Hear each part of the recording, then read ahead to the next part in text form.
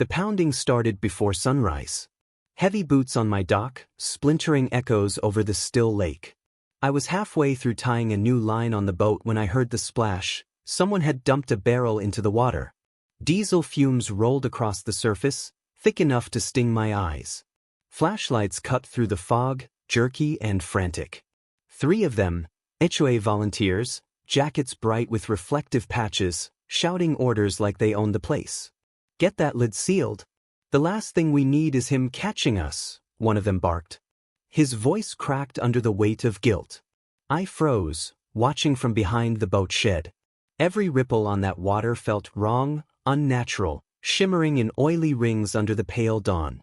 The lake I'd fished since childhood, now bubbling like it was alive, choking. Then came her voice.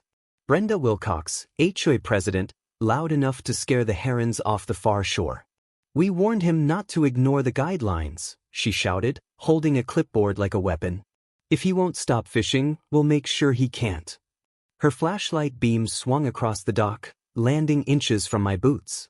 I could see her face, painted perfection cracking under stress, eyes fevered with authority she didn't earn. I stepped forward, the gravel crunching under my weight. The men froze, one of them fumbling with the barrel lid. "Morning," I said, calm but sharp. "You mind telling me what's in that drum?" No one answered.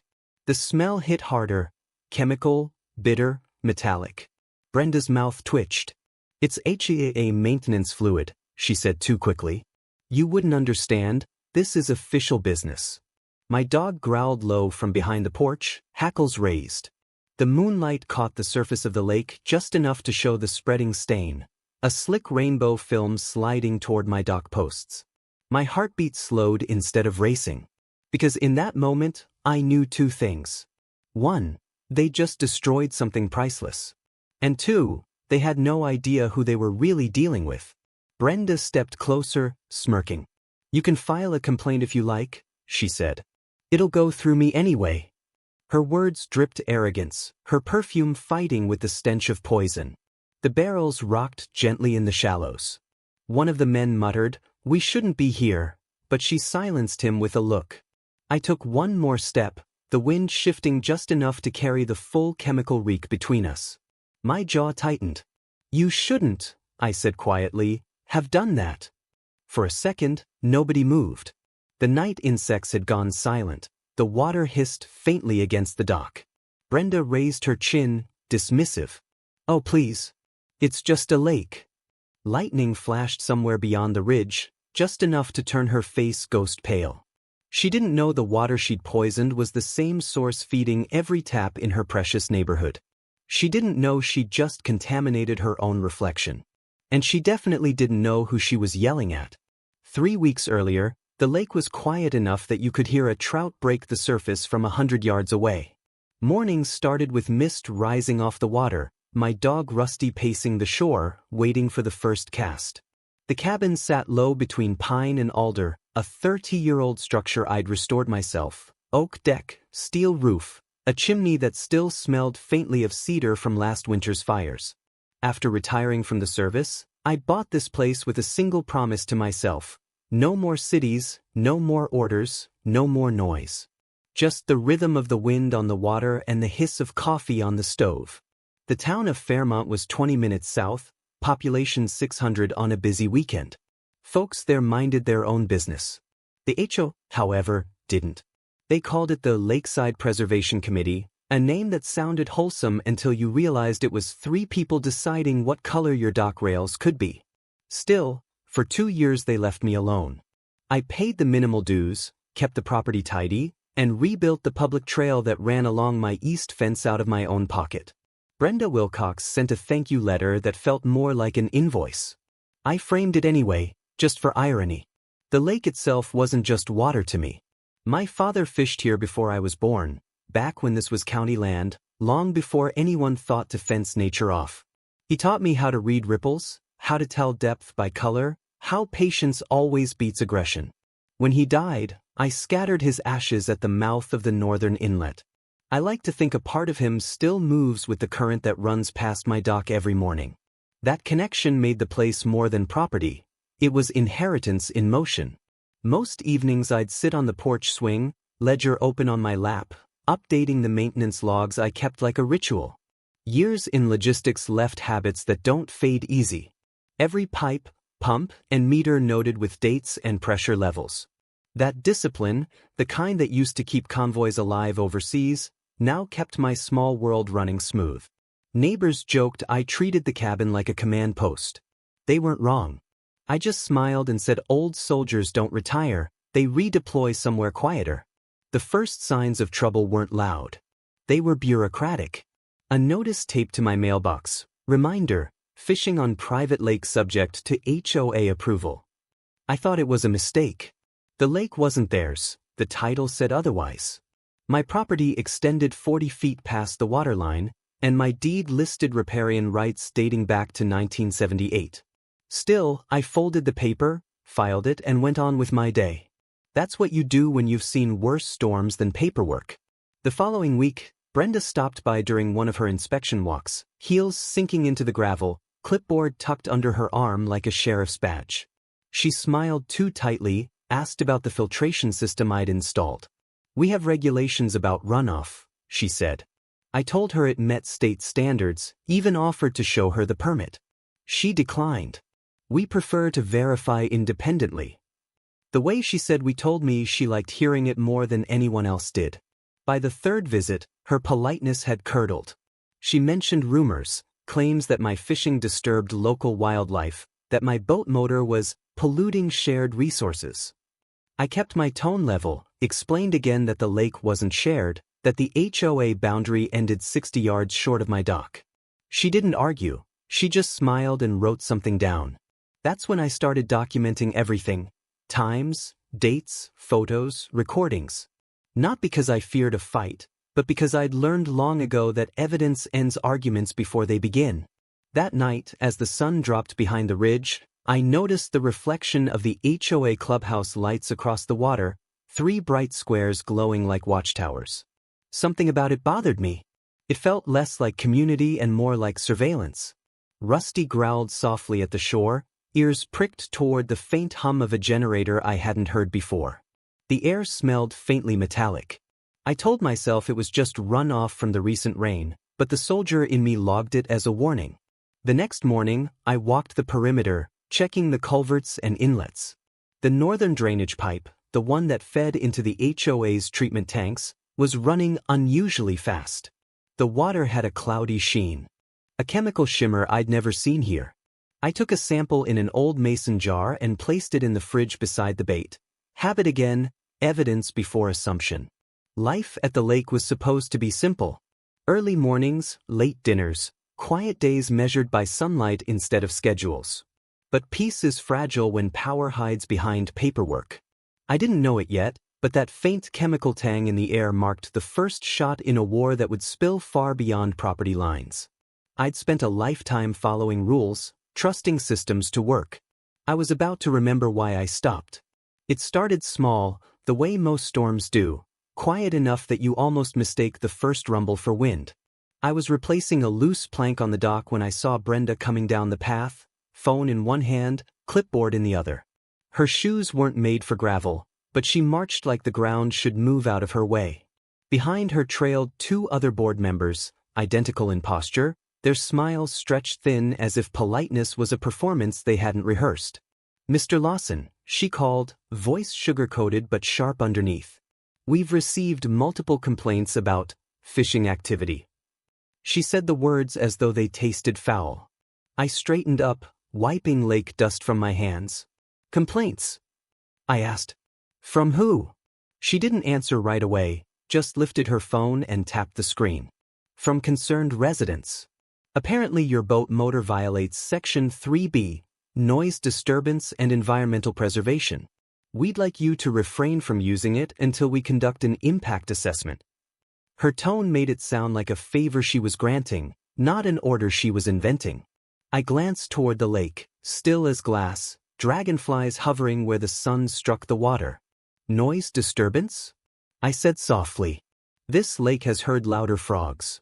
One of the board members snickered and was promptly silenced by Brenda's glare.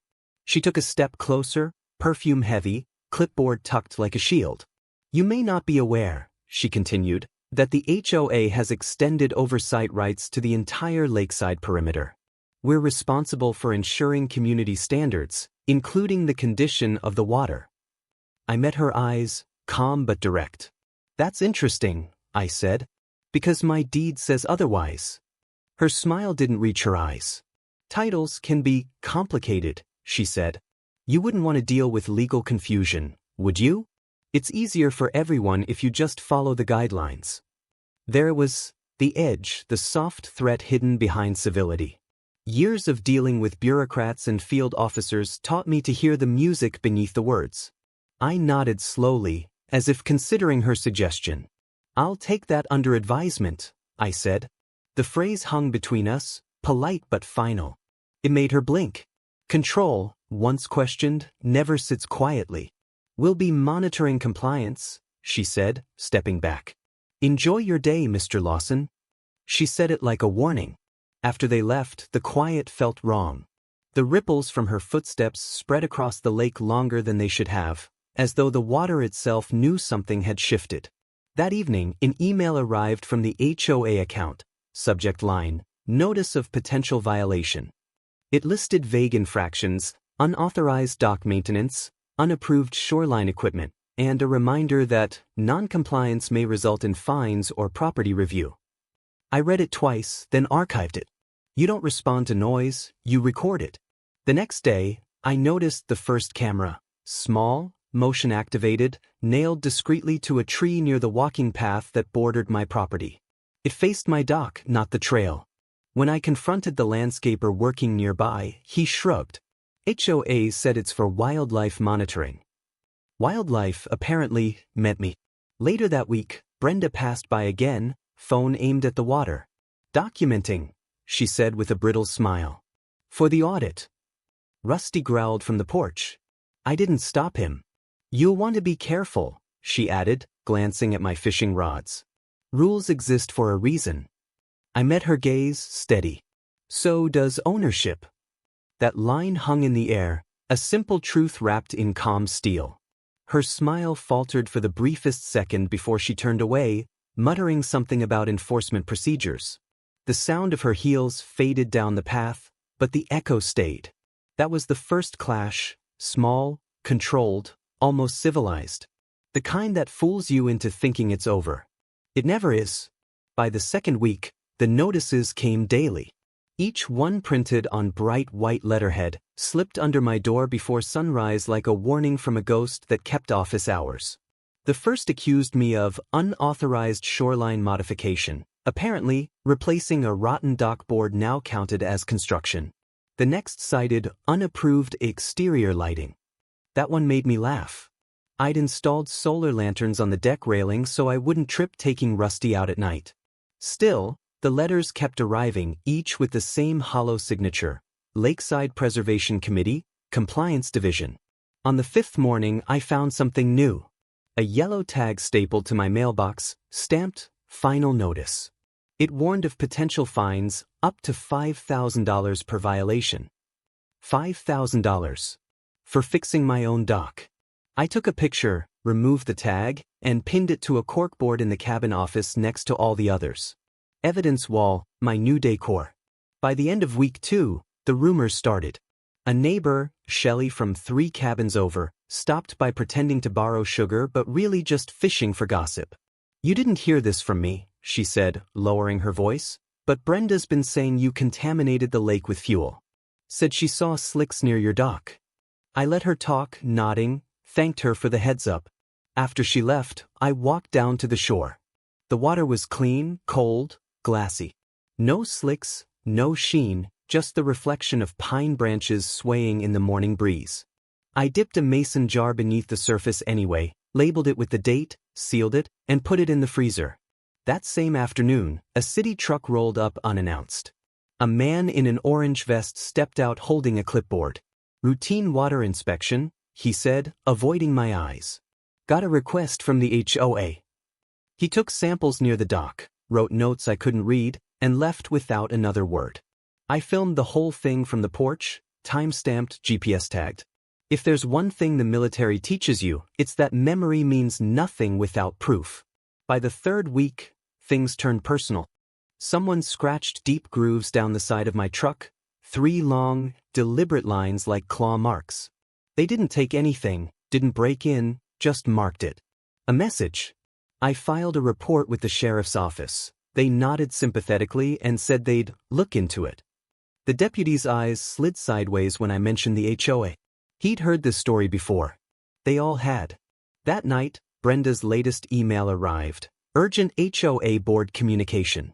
She accused me of intimidating volunteers, referencing an incident where I verbally threatened a landscaping crew.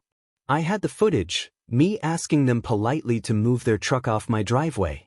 Calm voice, no shouting. I uploaded the video to a hidden cloud folder, organized by date, labeled meticulously, HOA Interference, Week 3. The next morning, Rusty barked at something near the water. When I went down, I found my fishing lines cut clean, the tackle box dumped into the shallows. Hooks glinted like teeth in the mud. There were footprints, 3 pairs, judging by the depth and spacing. I took photos from every angle, measured one with a tape, and pressed my boot beside it for scale. Then I replaced every line, not because I expected them to stop, but because I wanted them to see I wouldn't. By week 4, the harassment went public. A post appeared on the neighborhood forum, local property owner violating environmental safety rules, ongoing investigation. No name, but everyone knew. Comments piled up, half rumor, half righteous fury. Brenda's allies chimed in about reckless behavior, water pollution, danger to community pets. I stayed silent, screenshot everything, archived it. You don't argue with mobs. You wait until they're on record. 2 days later, an envelope arrived by certified mail, summons to HOA disciplinary review. No date, no signature, just a demand, immediate appearance required. I called the number listed. A board voice told me the meeting would be scheduled internally and that I'd be notified in due course. I recorded the call. That evening, while I was repairing a fence post near the trail, I saw Brenda on the other side with 2 board members. She pretended not to see me but spoke loudly enough for the wind to carry her words. Some people think owning property gives them the right to destroy nature, she said. But community rules apply to everyone. Her companions nodded dutifully. I just kept working, hands steady on the hammer, jaw tight.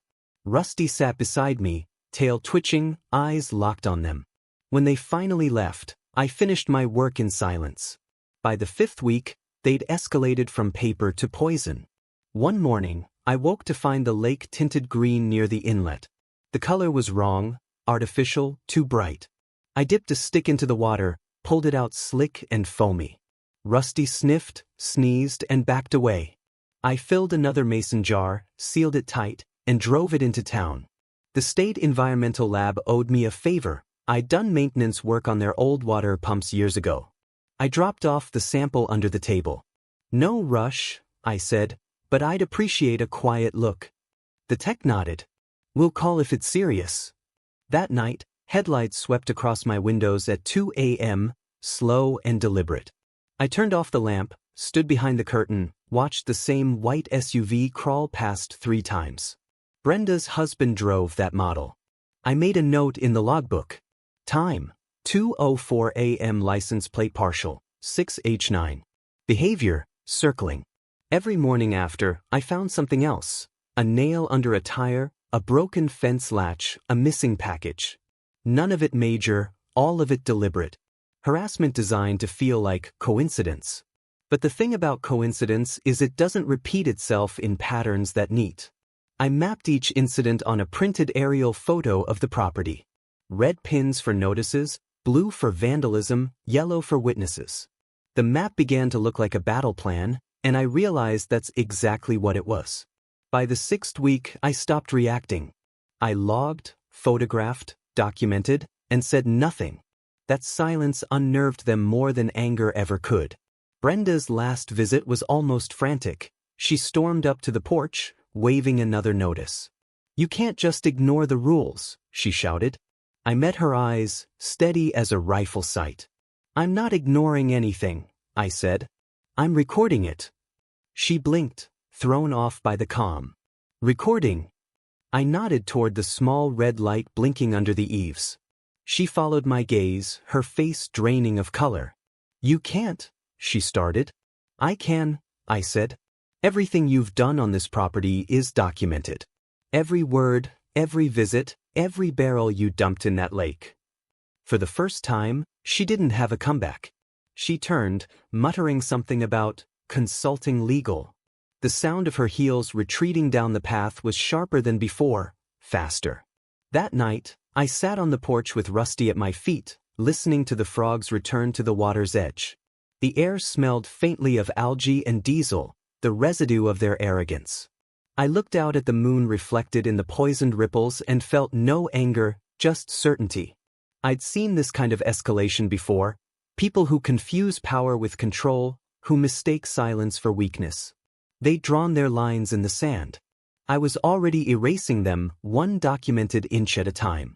It happened on a Thursday morning that began like any other, fog over the lake, the smell of wet pine, and the low hum of my generator warming the cabin. I was halfway through repairing a leaking pipe when Rusty's bark shattered the quiet. It wasn't the usual warning growl, it was frantic, panicked. I dropped the wrench and sprinted toward the dock. 2 trucks idled near the water, their tailgates down, tires half sunk into the muddy path. 4 people in neon vests were unloading barrels, the same gray industrial drums I'd seen that first night weeks ago. Brenda stood at the end of the dock, clipboard in hand, barking orders like a foreman at a demolition site. One of the men pried open a lid, and that now familiar stench, metallic, chemical, sharp enough to sting my throat, hit me full in the face. I shouted before I reached them. What the hell do you think you're doing? My voice echoed across the lake, startling a pair of ducks into flight. Brenda didn't even turn. You're in violation of environmental compliance, she said, as if reciting from a manual. We've received confirmation from the county that this area must be treated. By who? I demanded. The county? She finally faced me, her expression smug. By the HOA, she said. Same thing. The man closest to the barrels hesitated, looking from her to me. Ma'am, this isn't on our list, do it, she snapped, her tone slicing through the air. You're being paid for your time, not your opinion. He swallowed and tilted the barrel. A dark liquid spilled across the dock, spreading in rivulets toward the water. Rusty lunged forward, snarling. I grabbed his collar just in time. The fumes burned my nose, my eyes watered. That's fertilizer, Brenda said quickly, approved organic blend. I took a step closer. The puddle was eating through the wood stain, bubbling faintly. That's not fertilizer, I said. That's toxic waste. Her smile didn't waver. Call it what you want, she said. You'll be getting the bill for cleanup. Then, almost under her breath, she added, maybe this will teach you to cooperate. I felt something go still inside me. Not rage, not yet, but the kind of cold, focused quiet I hadn't felt since deployment. I reached into my pocket, pulled out my phone, and started recording. The men froze. Brenda stepped forward, lowering her voice to a hiss. You're trespassing on HOA jurisdiction. Put that camera away. This is my property, I said evenly, and you just committed a felony on it. Her jaw tightened. Don't threaten me. Not a threat, I said, a statement. That broke her composure. You think you can intimidate me with your soldier act? She spat. You're nothing but a bitter old man playing landowner. Her voice climbed, shrill, cracking at the edges. The men exchanged uneasy glances. One of them muttered something about calling their supervisor. Brenda whirled on him. Nobody calls anyone, she screamed. We finished the job. I took a slow breath, forcing my voice to stay calm. You're done here, I said. Pack up. Leave. When they didn't move, I stepped closer, hand outstretched, palm steady. Now. Something in my tone must have landed. The 2 men nearest the barrels exchanged a look and began loading up silently. Brenda turned on them, furious, but they avoided her eyes. Cowards, she hissed, then spun back toward me.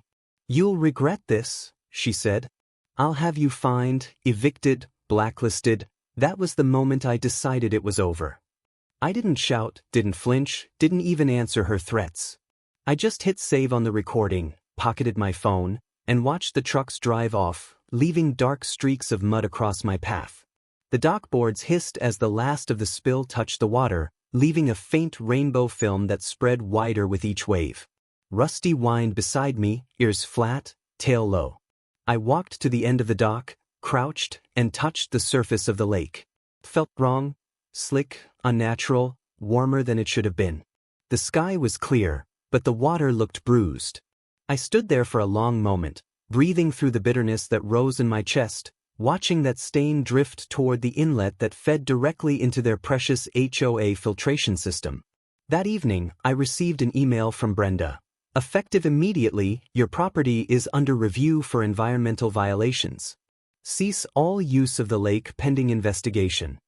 Attached were photographs, close-ups of my dock, my boat, my yard, taken without my knowledge. Surveillance. The timestamp showed 1:47 a.m. Someone had been on my land while I slept. I printed the email, added it to the binder. The pages had grown thick, every notice, every lie, every photo. I flipped through them one by one until I reached the first image I'd taken of the chemical slick. It was still there, shimmering faintly in the fading light outside the window. Rusty barked once, low and short, as a car passed on the distant road. I closed the binder, locked it in the desk drawer, and turned off the porch light. The cabin settled into silence, the kind that hums right before a storm breaks. My reflection in the window looked tired but steady. I'd spent weeks documenting, hoping reason would win. It wouldn't. Not with people like Brenda. I poured a cup of black coffee, carried it outside, and stood on the porch watching the stars flicker above the dark water. The wind shifted, carrying the faint tang of chemicals again. I let the bitterness roll through me, then exhale slowly. That was the last line. I murmured to no one. Rusty lay at my feet, eyes following the ripples. I reached down, scratched behind his ear, and whispered, "Tomorrow we start fighting back." The night didn't answer. It didn't need to. The silence that followed was heavy, final, and clear as a door closing. I spent the next morning like a surgeon prepping an operating table, quiet, exact, and with tools organized so nothing was left to chance.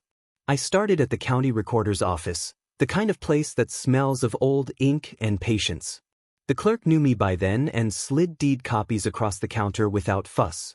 I traced property lines with a fingertip until they felt familiar again, comparing every recorded easement to the physical map I'd taped to the wall of the cabin office. What she didn't know was how much of the legal world rewards the patient and the persistent. Paperwork is a battlefield if you learn to use it. Back home, I spread the documents out across the kitchen table like a forensic lab. Deeds, surveyor notes, old tax records, and the title insurance binder from when I bought the place, everything went under a lamp. I cross-referenced every mention of riparian rights, every clause that referenced drainage or shared resources.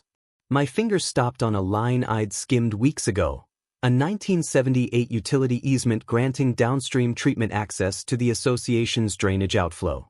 It was written in polite legalese, but the implication was blunt: access, yes, but only for maintenance of county-approved systems. No authority to alter water quality. That small, formal sentence was the kind of thing lawyers dream of: precise, constraining, and absolute. I called an old friend from the service who now did environmental forensics. He owes me a favor, and he knew how to read a lab result the way I used to read topography.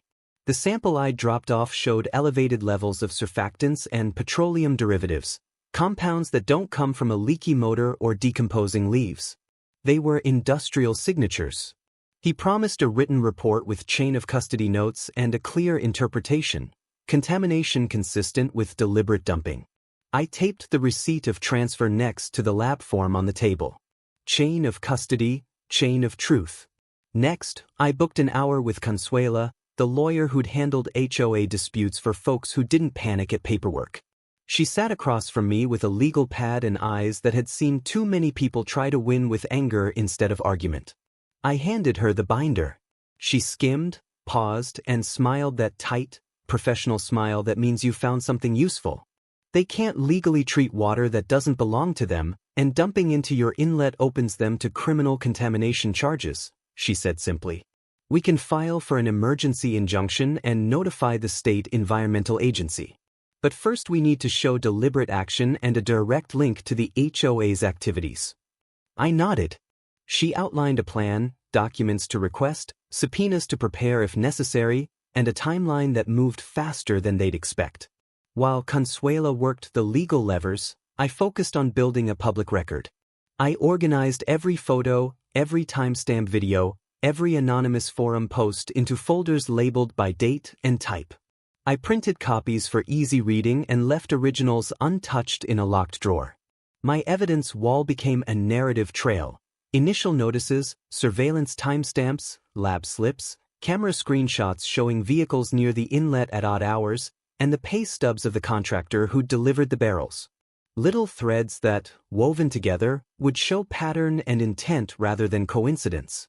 I also talked to neighbors, quietly and without dramatics. Most were cautious at first, fearful of being dragged into board politics, but enough people had noticed odd activity that a small group of us began to compare notes. Mrs. Hale brought me a photo taken from her porch showing a white SUV near the treatment tanks at midnight. Tom from the next road handed me a receipt he'd kept for a landscaping job that matched dates when barrels appeared. Each little corroboration made the legal picture clearer. This wasn't one man's paranoia, it was a coordinated pattern. What she didn't know, and what I confirmed in the quiet hours of cross-referencing records, was that the HOA's treatment intake pulled from the same inlet that fed my private dock. The connection was explicit on a county water management map tucked away in an appendix of a 1994 report. That meant the contamination wasn't isolated to a private annoyance, it created a direct liability for the association and a public health threat for the neighborhood. The implication altered everything.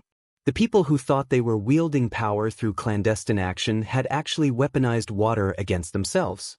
I planned my moves like a chess player nearing endgame. Call the state. Notify the county health department. Submit the lab results with the chain of custody receipts. File an emergency injunction to stop any further dumping and to force a temporary shutoff of the HOA's treatment intake. Consuela would draft the filings while I prepared a public statement should the media sniff around. A calm factual release that wouldn't inflame but would make the facts undeniable. That night I compiled everything into a single, neat binder with tab sections. Legal, environmental, witnesses, timeline, and media. I rehearsed my opening line for the meeting in my head, not so much to practice the words as to steady my voice. The house was quiet, Rusty's breathing a soft metronome at my feet. I set the binder by the door, slid my phone into flight mode to prevent interruptions, and looked out at the lake. The slick on the water had faded with the current, but the pattern remained etched in the back of my mind like a map to follow. I'd been preparing for this all along. Tomorrow morning, when the board convened at the clubhouse under the pretense of a routine meeting, they were going to find more than complaints and bravado waiting for them. The morning of the hearing broke bright and brittle, the kind of cold light that sharpens everything it touches. I drove into town with the binder seat-belted beside me, pages clipped in sections like a soldier's kit. The HOA clubhouse looked almost ceremonial, fresh paint, banners announcing community unity meeting. The irony wasn't lost on me. Inside, the air smelled of coffee, floor polish, and tension. Folding chairs lined up in neat rows faced a long table where Brenda sat flanked by the other board members. Her posture was perfect, confidence rehearsed. A few residents whispered behind cupped hands. Cameras from local media were already setting up near the back wall. The environmental agency had tipped them off about a contamination complaint. Brenda's smile tightened when she saw them, then again when she saw me walk in. She started before I could sit. "Mr. Lawson, we appreciate your attendance," she said, voice steady through the microphone. "You've been accused of multiple violations, environmental, procedural, and behavioral. Today's meeting will determine appropriate penalties." I rested the binder on the table. "Before you start," I said, "I need this meeting recorded for legal purposes." The clerk looked to Brenda, uncertain. She nodded, dismissive. "Of course, transparency is important to us." The first 10 minutes were theater. Brenda read off supposed infractions while her allies nodded at scripted intervals. Every accusation twisted truth into shape. A missing permit here, a fabricated witness there. My jaw tightened, but I didn't interrupt. Let them build their stage, I'd built the trap beneath it. When she paused for breath, I opened the binder. The sound of metal rings snapping echoed across the room like a small detonation. I'd like to submit counter-evidence, I said. The first document slid across the table, a certified deed stamped by the county recorder. This confirms ownership of the shoreline extending 40 feet past the dock. Your jurisdiction ends here. Brenda barely looked down. That's an outdated record. No, I said quietly. This is a recertified copy dated last month. Verified yesterday morning. A murmur rolled through the crowd. One of the board members shifted uneasily, flipping through his notes. I let the silence hang before sliding over the next page, a map showing the HOA's drainage pipe feeding into my inlet. This is your water intake, I continued. And these, I tapped the next set of photos, are the barrels your contractors dumped on my property. Time-stamped, GPS logged, and chemically traced. Her face didn't break yet, but her hands stilled. That's circumstantial. Then let's add the lab report. I pulled the stapled pages free. Chemical signature of the contaminant matches the supply your vendor used for irrigation treatment. The same vendor you paid. I turned another page, 2 days before the first spill, according to your own ledger. The click of cameras punctuated each sentence now. Someone whispered, "Oh my God," near the back. Brenda swallowed hard, eyes darting toward the door. "You can't prove intent," she said, softer. I leaned in. "You ordered the cleanup." Then I slid my phone across the table and pressed play. Her voice filled the room, crisp through the recording. "Do it. You're being paid for your time, not your opinion." The room went still. You could hear the hum of the fluorescent lights. Her composure cracked visibly, chin trembling, lipstick smudged where she bit her lip. "That's an illegal recording," she snapped. "It was taken on my property, where you were trespassing. Fully admissible." The county inspector stood from his seat in the audience. "We'll need copies of those materials for environmental review," he said. A uniformed officer beside him nodded. The sudden shift in power was physical. You could feel the air thicken. Brenda's allies sank back, avoiding her gaze. She tried one last angle. "This is a misunderstanding. We acted in good faith to protect community assets."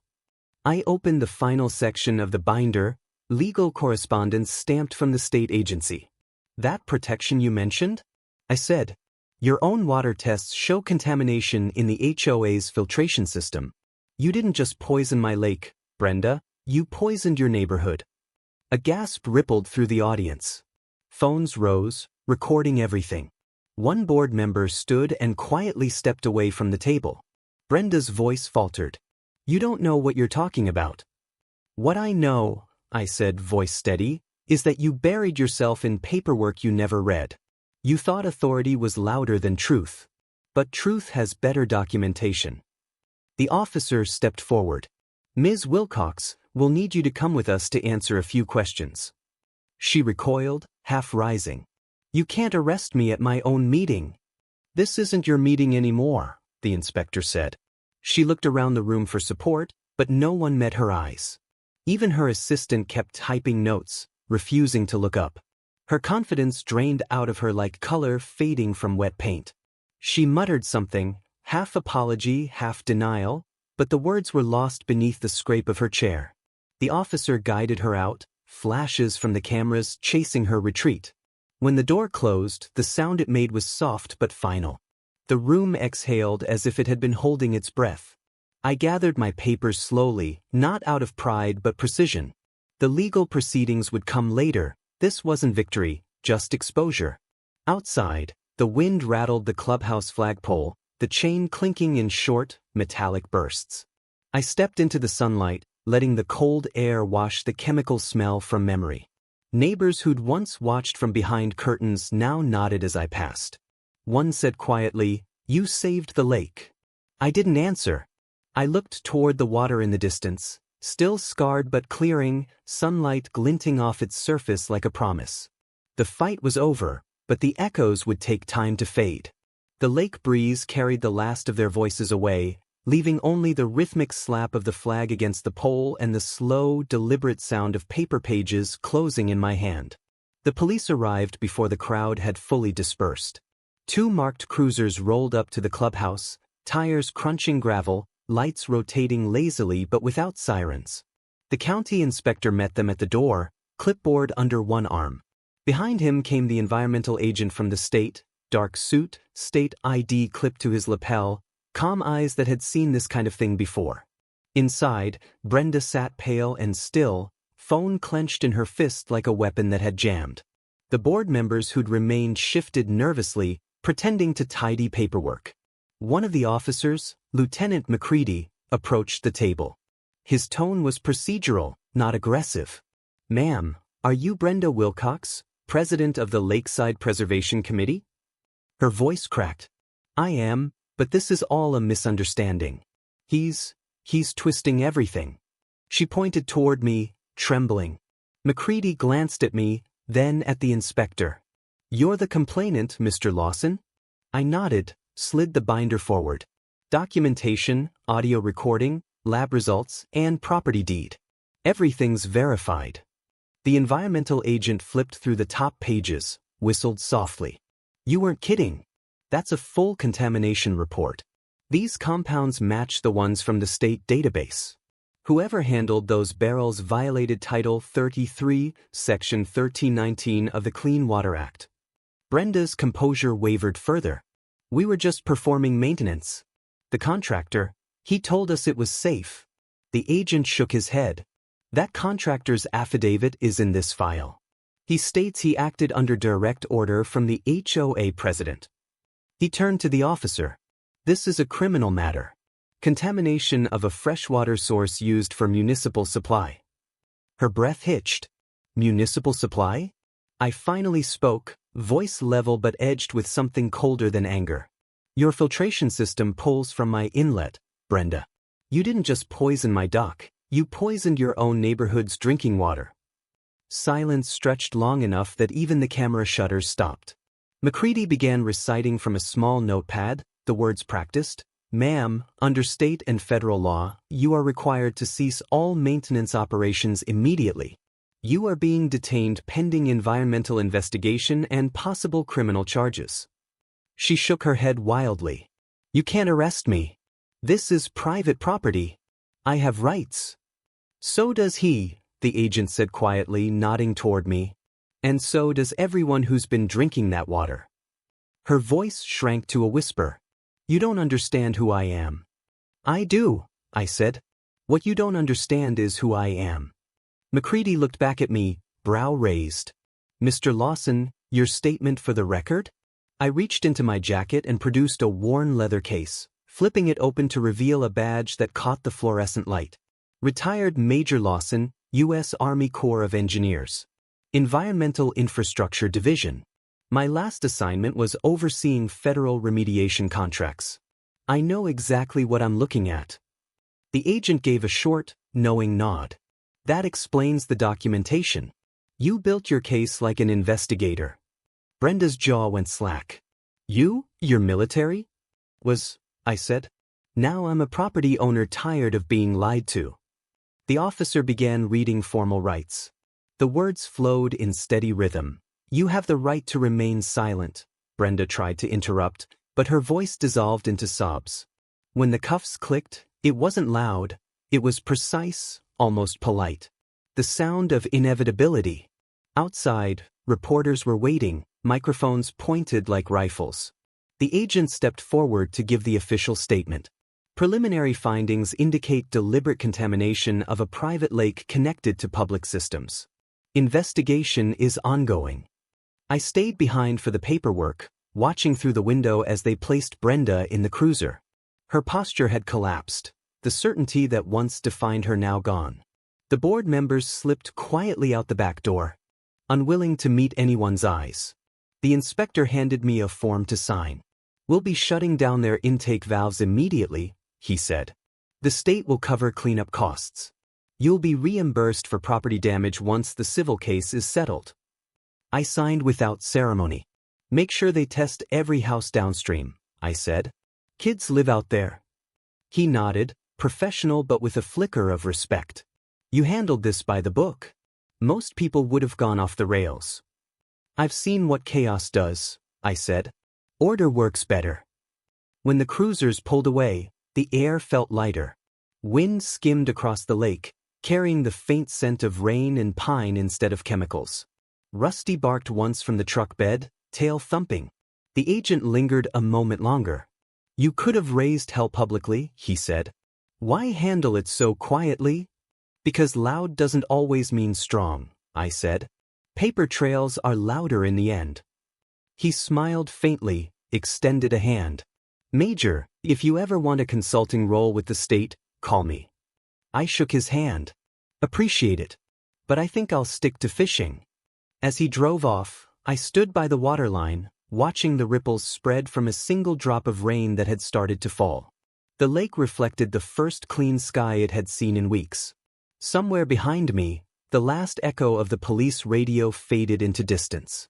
The world was quiet again, the kind of quiet that comes only after truth has finally spoken. The days that followed felt almost unreal in their quietness. The news spread faster than I expected. First a local article, then regional outlets picked it up. The headline read, HOA president arrested after illegal lake dumping scandal. For the first time in weeks, the lake was calm, untouched and still. The water had begun clearing again, sunlight cutting deep enough to see the rocks near the inlet. The county placed the entire HOA under temporary state oversight. Fines poured in like a second tide. $180,000 for environmental violations, $75,000 for property damage, plus restitution to affected residents. The state revoked the HOA's operational charter pending investigation. Overnight, the committee that had ruled the neighborhood with clipboards and threats collapsed into silence. Brenda's allies resigned within days, each blaming her, each denying involvement. The board's social media pages disappeared one by one. Neighbors I'd barely spoken to started stopping by. Tom brought fresh lumber to help replace my dock boards. Mrs. Hale left a pie and an apology note. We should have spoken sooner. Thank you for protecting the lake. Even Shelley, the one who once whispered gossip, admitted she'd believed the rumors. We were scared of her, she said. We thought she had real power. The sheriff's department confirmed the charges would move forward. Brenda was released on bond, pending court, her name officially tied to the contamination case. The footage of her ordering the dumping had gone public. 30 seconds of arrogance turned into a lifetime stain. Every outlet replayed her words, "Do it. You're being paid for your time, not your opinion." Cleanup crews arrived a week later, state rangers in waterproof suits, hauling out debris, testing soil. I walked the shoreline with them, marking safe zones for fish spawning. It felt like tending a wound, slow and deliberate. Rusty followed close, tail wagging for the first time in days. The air finally smelled clean again, pine, mud, and faint traces of rain. What struck me most wasn't the punishment, it was how quickly fear turned into relief. The same people who once watched from behind curtains now spoke freely. Stories surfaced, letters threatening fines for trivial things, photos taken without consent, selective enforcement of rules.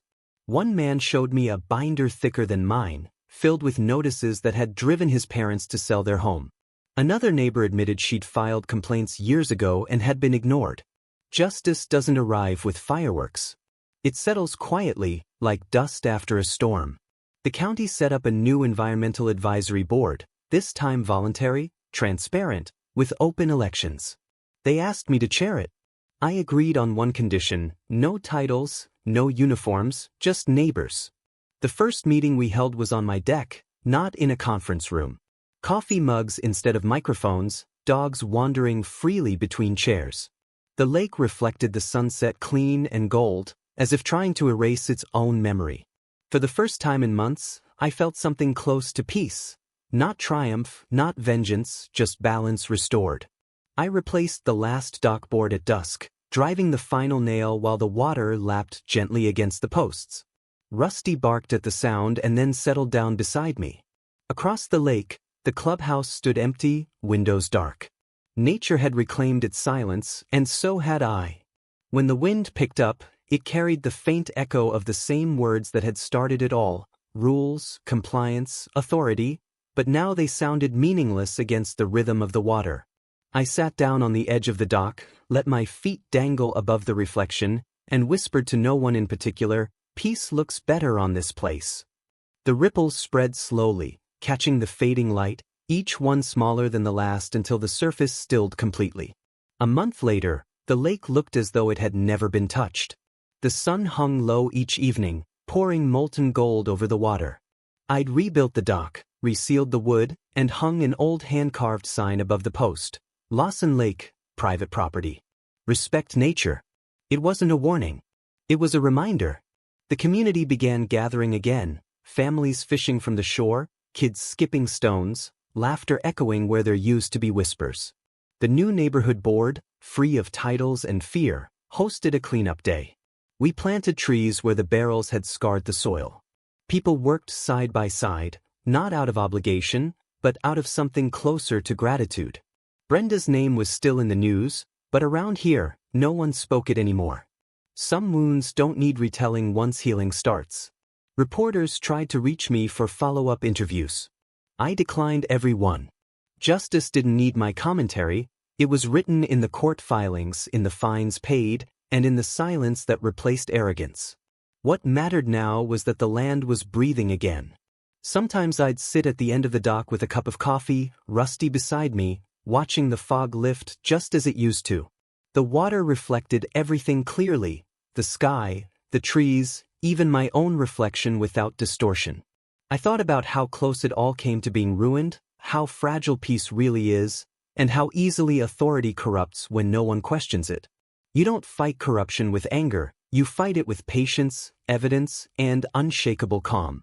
Knowing your rights isn't enough, you have to be willing to stand on them, even when everyone tells you to sit down. A heron landed on the far shore, its reflection breaking the glassy surface. I smiled, leaned back, and let the quiet settle in. The war was over, the land restored, and for the first time in months, the only sound was water lapping gently against the dock. The water's clear again. And so is my conscience.